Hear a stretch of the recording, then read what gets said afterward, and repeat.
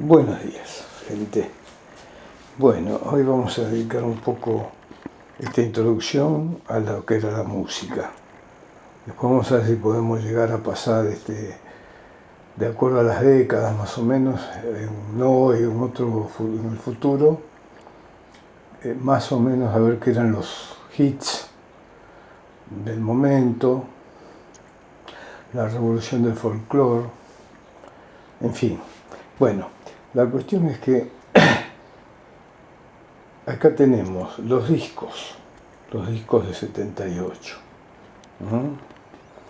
Estos discos nosotros los juntábamos en álbumes, que eran estos. Ahí están todos los discos, ¿sí? Bueno, después esto más o menos, digamos que duró hasta las 60 y pico, 65, y ahí ya, un poquito antes, que ya empezó a aparecer el gran avance, que eran los de 33. Ya de 33 tenía un montón de temas. Acá en casa hay un montón de estos long play, LP, que era la LD también le decían, larga duración. Long play también quiere decir lo mismo, ¿no? Bueno, acá tenemos. Después, simultáneamente con esto salió los 45, los de 45, que eran más chiquitos, tenían 2 o 4 temas a lo sumo. El otro traía como 12 o más. Acá una particularidad, los de 45, como había equipos que, por ejemplo, uno era el Winco, que ustedes ven ahí, tiene como un arito aquí, ¿no? Bueno, ese círculo, si había un adaptador para pasar estos discos, entonces si tenías solamente el adaptador, tenías que romper esas 3 patitas, ¿no? Y entonces te quedaba todo el agujero para ponerlo en el adaptador, ¿no?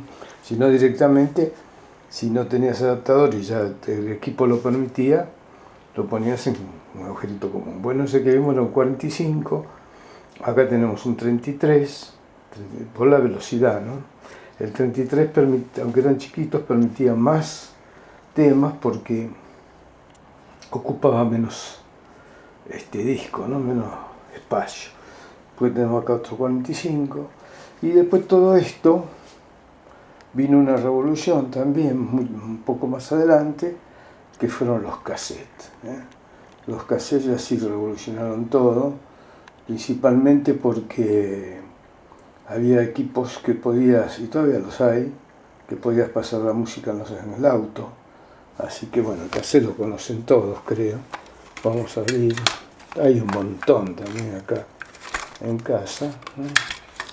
Ahí tienen, el clásico cassette.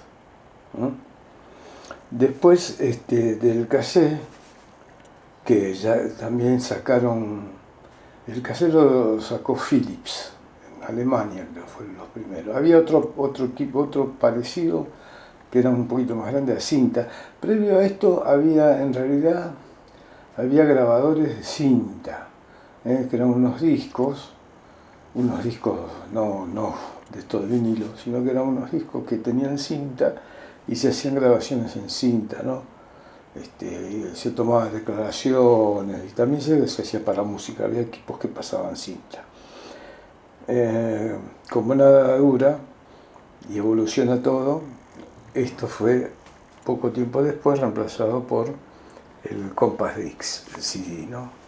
Lo importante que decía era que tanto el cassette como el CD se podía pasar la música en los autos. Traer los autos, el auto estéreo traen adaptador para este tipo de instrumentos. Del CD también tenemos que, si no bien no funcionó con la música, aparecieron unos mini DVD. Acá tenemos uno. A mí me faltan algunas cosas. Y hasta lo que yo sé, lo último que salió son los pendrive, los pendrive, que los hacen cada vez más chiquitos y con más capacidad. En definitiva, los pendrive, qué sé yo, en este chiquitito que tiene una capacidad, no sé para cuánto, pero debe ser, no sé, como para 1000 de esos long play, o sea que, y no sé, como para 5000 o 10.000 de estos. Esa es la evolución. Bueno, un tema que quería también comentarles para terminar, los 78 también había más grandes que este tamaño, que generalmente se utilizaban para la grabación de música clásica, ¿no? Así, bueno, entre las marcas teníamos Odeón, RCA Victor, Columbia, CBS Columbia, Capitol y algunas locales, Discophone, TK, bueno, una serie de marcas. El que más revolucionó todo esto fue la RCA Victor y la CBS Columbia. Ok.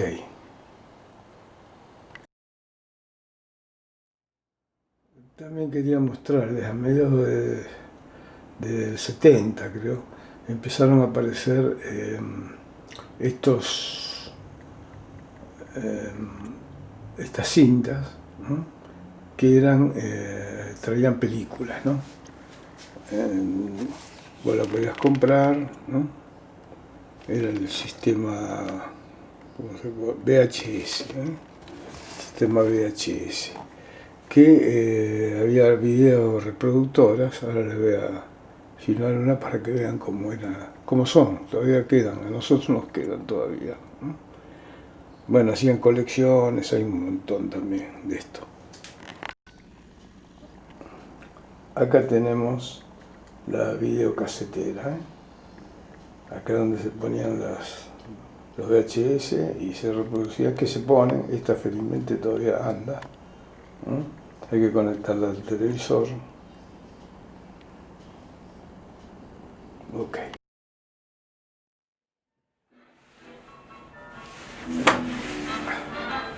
¿Qué tal, gente? Hay mucho sol hoy, hace calor también. Vuelvo al ruedo. Bueno, hoy hicimos una introducción con cómo fue evolucionando la música, no la música, sino la forma de escuchar la música, ¿no? Desde los fonógrafos que había hace muchísimo tiempo atrás, hasta los tocadiscos, que podemos hablar de más o menos 1940. Después tenemos todo esto como evolucionó. Empezamos con los discos. Voy a tener que hacer un paréntesis para bajar la música. No es linda la música, pero por ahí tenemos problemas con YouTube. Enseguida vengo.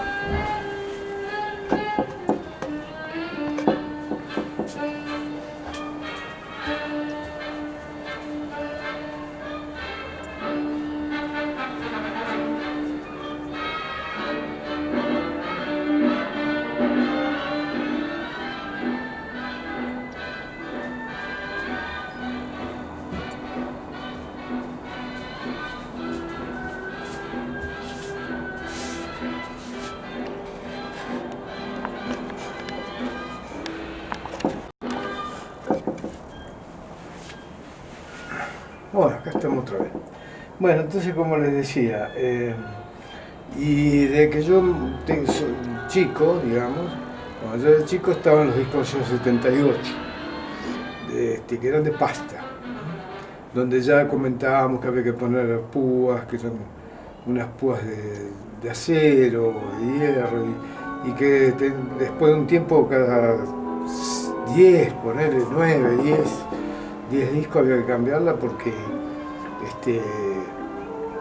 se mochaba la punta, entonces ya se escuchaba mal y además tenías que cambiarla porque iba arruinando el disco, lo iba perforando, el surco lo iba perforando. Bueno, después vieron que pues, puse los de 33, que ya eso revolucionó todo, aparecieron los de 45 y los de 33, inclusive también salieron, que no tuvieron éxito, unos de 16. Siempre todo eso está referido a las revoluciones por minuto. Los del 33 fue una revolución total porque de 2 discos que vos escuchabas en el 78, en verso y reverso, siempre ponías lado A, lado B, acá tenías 12, 14 temas, era una cosa espeluznante. Y se pasó a la púa convencional, digamos, a una púa con punta de diamante, o sea que prácticamente era eterna. Y no sé si está la música. Bueno, y después tenemos que de 33, 45 y 16, que yo ahí les marqué lo que pasaba. Ahí nosotros teníamos en ese tiempo un Wincofone, antes de tener otros equipos. Todo eso fue evolucionando rápidamente. Después tuvimos, aparecieron los cassettes, que fue otra revolución. La revolución porque el cassette empezó la Philips en Alemania. Y después se fueron todas Sony, todas fueron copiando cassette, que ya era cinta. Previamente en el espacio ese, como algo dije también, se podía grabar o se escuchaba música en cinta, pero eran como unos discos grandes de cinta, pero había equipos que eran muy costosos, que vos podías ahí grabar e inclusive escuchar. Pero el cassette fue una cosa revolucionaria. Simultáneamente con el cassette también apareció otro equipo, que la ventaja, como dije también, era que lo podías poner en el auto. Ya no era autorradio, sino que podías pasar cassette. Más adelante los CD, hoy los pendrive, los CD y todo. Pero había otro equipo que no tuvo resultado. No sé si era norteamericano, y era también una especie de cassette, pero era distinto, era más grande, ocupaba mucho lugar. Bueno, la cuestión que eso no fracasó. Pero el cassette fue algo totalmente revolucionario. Aparte vos podías grabar, venían los cassettes vírgenes, después del cassette común, que venía con intérprete, empezaron a aparecer los cassettes vírgenes, donde vos directamente de la radio o de otro equipo, por combinaciones, acá los que conocen bien de electrónica saben cómo funciona el tema, ya podías grabar tus temas. Entonces era una revolución. Después todo cambia, vino el CD. El CD que también, si vos en el cassette había máximo, creo que eran 120 minutos, podías grabar 60 de un lado, 60 de otro. Ya con el CD, con un solo CD, no sé si, qué sé yo, el tiempo que podés grabar. Simultáneamente con el CD salieron los DVD, que ya los dividieron más que nada para películas. Ahora lo usamos para bajar de YouTube y todo eso, pero antes era películas. Que fue previo al DVD, en películas vino el VHS, que era eso que yo les mostré, los casetes, esos grandotes. Bueno, y rápidamente ya todos lo conocen, ya no sé si alguno lo conocía esto, por lo menos ahora lo tienen, aparece el famoso pendrive, ¿no? No sé si ya no hay algo más moderno. Y vieron que el pendrive, yo para hacer todos estos videos, resulta que dije, bueno, voy a comprar uno de más espacio, y nos llevamos como 30 videos y me ocupó apenas, no sé, de un tamaño así, me ocupó una cosita así, o sea, no sé cuándo. Así que esto es interminable, esta serie va a ser interminable. Bueno, vamos a dejar ahora toda la parte de la música, que la intención es ver de décadas para pasar más o menos algunos temas que fueron importantes o que marcaron, por lo menos para uno. por ejemplo, acá lo que más predominaba era el folclore y el tango, lógico, la milonga, las vidalitas, la música, algo del norte, pero no tanto, más era, estoy hablando de la Pampa Húmeda, más que nada eran las vidalas, todas esas cosas. Y hubo un tiempo, más o menos yo tendría ya 18 años, calculo, 18, 20, la abuela un poco menos, y salió un tema de folclore, Angélica, de Córdoba, era el tema, Angélica. Voy a ver si lo consigo, o lo podemos encontrar en YouTube. Bueno, eso revolucionó todo el folclore. Ya ahí el folclore como se le ayornó. Y también es la época que yo ya pintaba los 20, por ahí, apareció, también se revolucionó el tango, con ese tango que yo también ya les dije, que era Fumando Espero, un tango, la orquesta era de, ahora se me fue, pero eso también revolucionó todo el tango. O sea, el tango, digamos, tradicional, del cafillo, la mujer que no golpeada, pero la mujer que siempre era tomada como objeto, en fin, todas esas historias lagrimeras del tango, con Fumando Espero, ya fue todo un cambio total en la manera de hacer el tango. Más se radicalizó con Astor Piazzolla, que fue todo, y ahí fue, porque Astor Piazzolla, a mí particularmente me encanta la música de él, pero ya es casi como un tango mezclado con música clásica, entonces fue una revolución, ¿no? Hablando de la música clásica, no nos olvidemos que la música clásica que hoy es para un público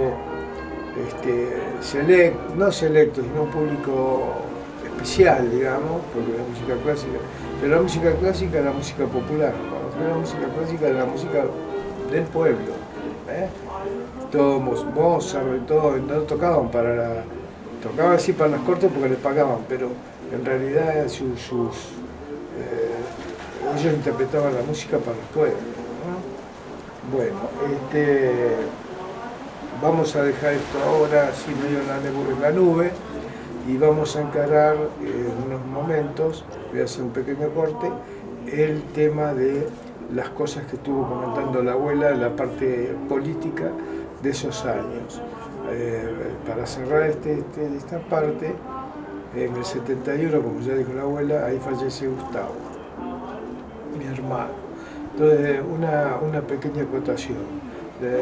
Ahí estaba todo el momento que ya hablamos, convulsionado, por la cuestión familiar mía, particular, de trabajo y eso. Y yo creo que lo vi a Gustavo una semana antes de que falleciera. Lo fui a ver a la casa, yo tenía un departamento en Quilmes, estaba en la cama, no sé si esto lo dije, pero si no lo repito. Y tenía fuertes dolores de cabeza, pero lo atribuía a una muela, que tenía que ir al dentista. Bueno, ahí claro, nosotros estábamos lejos, o sea, yo con todos los problemas, la abuela con los 3 chicos chiquitos, era todo un despelote. Seguía la evolución de él a través del teléfono. Y un día, tampoco teníamos teléfono nosotros, o sea, cuando lo hablábamos nosotros. Bueno, después nos avisaron de que había ido un día al dentista y Nieves fue a ver, tardaba, no llegaba, fue al dentista y se había quedado dormido, no sé si como de las 10 de la mañana o a la hora que tenía turno y ya era tarde. Y había estado durmiendo ahí, adentro del auto. Después otra vez mi papá, el abuelo Lolo, tuvo que salir a buscarlo con el auto de él porque Gustavo tenía un Citroën, tenía ellos. Y bueno, no lo encontraban y se recorrió todo Bernardo y al final lo encontró también dormido adentro del auto.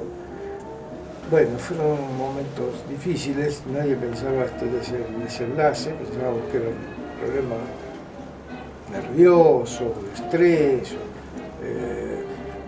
bueno, no sabíamos. Y después voy a revisar lo que hablé antes, lo que hablé en casillas anteriores, porque no quiero volver a repetir. Si bien los viejos repetimos, pero no. Todavía no nos damos cuenta cuando repetimos algo. Así que, bueno, fue dramático. Había pasado semáforos en rojo. Bueno, todo esto se lo conté yo a Gustavo, a mi sobrino. Fue un momento complicado. Cuando llegamos a que estaba muerto ya en la cama, todo estaba caliente el cuerpo. Y se había producido como un derrame cerebral. Bueno, demos vuelta a la página y vamos a la parte política.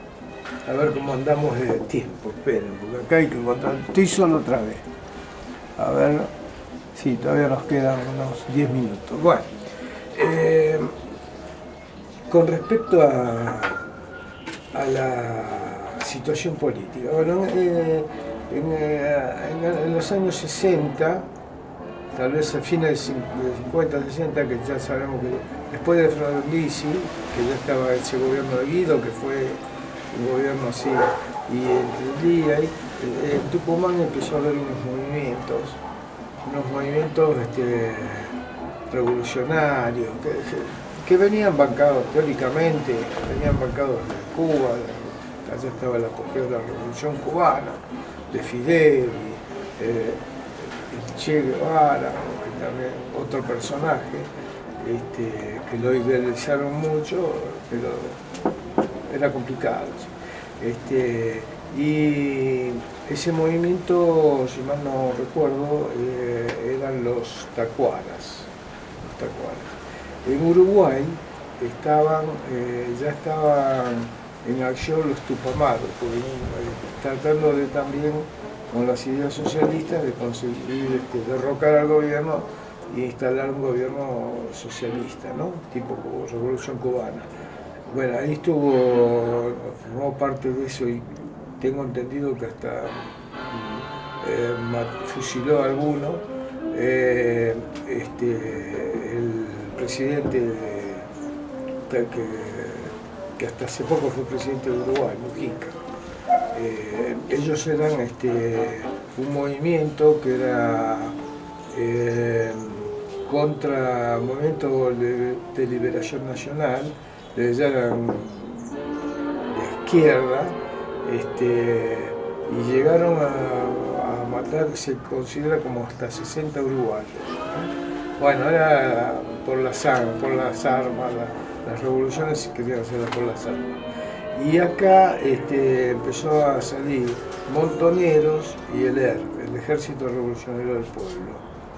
Montoneros era una agrupación, las dos en realidad, que como Perón estaba en el exilio, fueron alentadas por Perón, no es que estaba ajeno a todo eso. Lo que pasa es que después se le complicó mucho, pero esta gente se dedicaba a hacer a extorsionar, haciendo muchos secuestraban, ya lo dijo la abuela, y era complicado. Nosotros en Banfield teníamos, debe ser por eso, estuvo ahí el pozo de Banfield, donde a la gente que secuestraba, o que después ejecutaban, los montoneros, que se iban contra los militares y con los que apoyaban a los militares. Era la época de Onganía.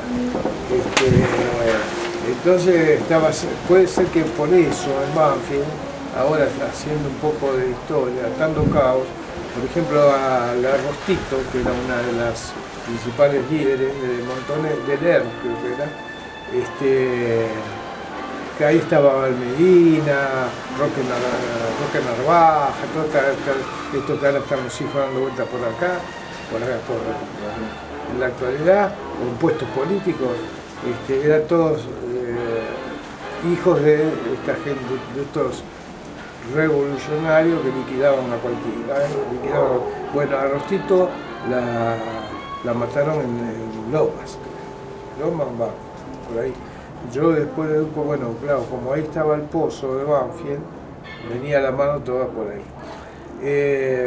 Lo voy a hacer medio esquematizado y como siempre le digo, lean, investiguen, ustedes tienen, ahora está internet, métanse, porque hay que saber la verdad de todas las cosas, no los relatos. Y por ejemplo, como lo dijo la abuela también, yo creo que fueron 2 o 3 veces que venía, yo tomaba el tren para ir a casa, ¿no? Y en el tren, por ejemplo, se paraba en Escalada y decían, no, en Banfield hay una bomba, bueno, teníamos que bajar todo y empezar a caminar por la vía hasta llegar a casa. Después era falsa alarma, pero ante la duda, bueno, eso lo hacían, jodían la vida totalmente, continuamente. También lo contó el abuelo, una noche yo llego del trabajo y pensé que había le dije, vamos al fondo porque hay unas luces, está todo muy lindo, parece que hubiera fuegos artificiales, y era cuando atacaron el regimiento 601. Lo que se veía eran los helicópteros del ejército, con focos grandes que iluminaban ahí para, ya eran los últimos golpes, porque estaban medio en retirada, pues estaban a la guerrilla, porque eran guerrilleros, acá no andemos con vuelta, eran guerrilleros, y eran una minoría. No es que nosotros somos tibios, no, uno estaba contra el gobierno de facto y demás, pero tampoco podías estar, yo recuerdo que yendo a la franco-inglesa una vuelta, que ya habían aparecido los Falcon verdes, y me encontré con que ahí había un Falcon con ametralladoras en unos asientos, ¿viste?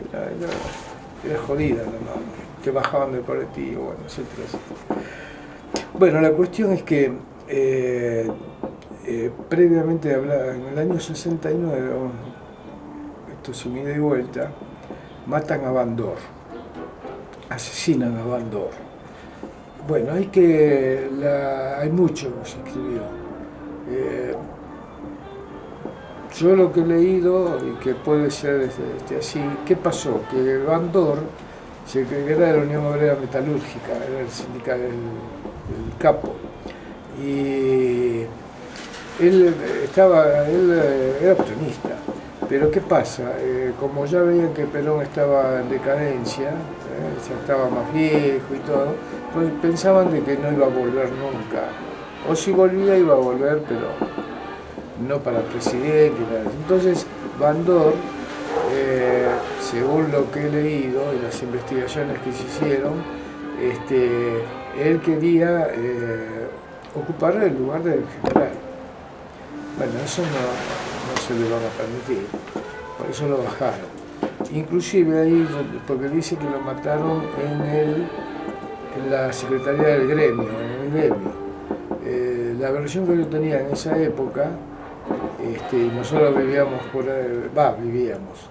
éramos de Domínico, la abuela era de Gerle, así que estábamos ahí en la zona, a pesar que ya estábamos casados cuando lo mataron. Dijeron que lo habían matado en una confitería de Avellaneda que estaba sobre Mitre. Esa era la versión. En ese momento mataron a Bandor en la confitería. Bueno, estaba enfrente de la plaza. Estaba la confitería, venía el cine Mitre, después venía la Universidad Tecnológica.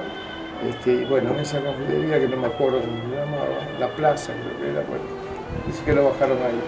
Pero, a su vez hubo movimientos en la época de Onganía, esto claro, estaban ya los milicos, y 69, y se produjo el Cordobazo, el Rosariazo, que poco se habla de Rosariazo, pero lo más fuerte fue el Cordobazo, que fue todo. Los gremios salieron a la calle con mucha gente que lo siguió y todo. Entonces el gobierno de Onganía empezaba ya a sentir presiones fuertes. Estaban los guerrilleros, estaban los sindicatos, toda la gente se estaba empezando a rebelar, etcétera, etcétera. Entonces, bueno, ahí ya vinieron los cambios en el gobierno de los militares, en la junta militar. Todos esos gobiernos, si mal no recuerdo, terminaron el último, creo que fue la NUCI, de esos gobiernos militares, y en el 72, que fue cuando se llamó elecciones. Y la NUCI decía de que prácticamente quería decir que a Perón no le daban las pelongas para volver. Entonces ellos también crearon, los militares crearon un partido legal, pero con sus ideas, para seguir perpetuándose. Bueno, pero llamaron a elecciones, ¿no? Estamos ya en el 73, que también tuvo, yo ya en ese entonces, como dije, allá había entrado en el Banco Crédito Rural, que venía a ser la continuidad del Banco Sirio-Libanés. Ahí yo no quería dejar el reparto de las galletas, si bien la galleta está ahí, el vinagre. Era un trabajo que ya tenía más o menos consolidado, la zona, todos los clientes, etcétera, etcétera. Pensaba anexar productos para ya, hacer una especie de abastecedor, minorista, para los comercios, en fin. Y tenía muchísimos clientes, la cantidad de clientes. Y entonces cuando le dije a Biaso, cuando me dijeron, bueno, podemos hacer una cosa, entrar a trabajar en la parte de clearing. La parte de clearing, que era las cajas compensadoras de los cheques y todo eso, se entraba a las 2 de la tarde, salíamos a las 9 y pico. Pero a mí me venía bien porque toda la mañana hacía el recorrido, ¿no? Y dejaba, eso tengo que eternamente agradecer a la abuela Claudia principalmente, porque yo qué hacía, generalmente terminaba el recorrido por Valentín Alsina, por Escalada, luego por ahí, iba, dejaba el auto estacionado en Tres Sargentos, en la casa de Claudia y Vicente, y que siempre ella me preparaba un sándwich de milanesa, siempre había algo que yo comía ahí algo, me tomaba el colectivo y me iba al banco. Después a la noche vuelvo, regresaba, agarraba el 600 y me iba para casa. En el 73, bueno, viene el regreso de Perón. Ya había habido un intento de regreso en el 60 y pico, 68, ¿no? Pero no pudo llegar, llegó a Brasil, lo bajaron en Brasil, el avión, ¿no? Bueno, imagínense lo que era, porque ya había ganado las elecciones Cámpora, los militares habían hecho elecciones, ganó la elección Cámpora, con un conservador, que ahora no me acuerdo el nombre.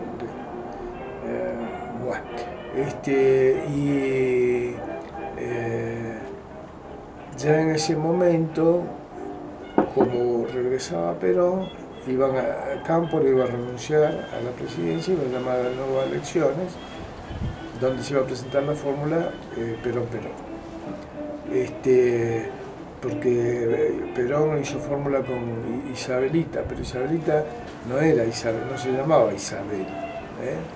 Era el nombre ese, aparentemente era el nombre artístico, porque había sido una bailarina de confitería en Venezuela, creo que era, o en Panamá, ahora no me acuerdo, que se le había presentado un conductor muy famoso después de la televisión, Galán.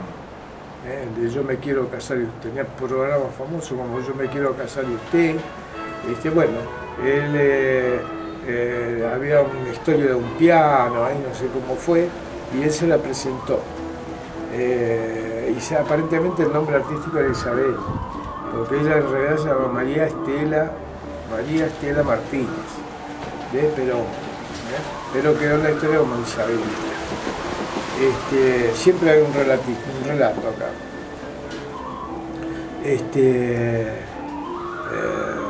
Evita la banderada de los descamisados. O sea, andaban sin camisa. Bueno, siempre hay alguna cosa, porque descamisado quería referir que era la gente humilde, que no tenía ni para ponerse la camisa. Bueno, siempre estuvieron los shows. Pero aquí iba. Viene, eso no me olvido nunca, porque el día que vuelve Perón, que fue en el año 73, ¿no? Yo ya trabajaba en algo y estaba operado de la vesícula. Me había operado la vesícula, estaba internado en la clínica de Lomas, el policlínico de Lomas.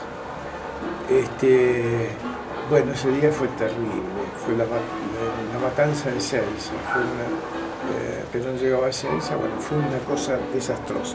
Lo dejo para la próxima porque se nos acaba el tiempo. Gracias por el aguante y nos vemos.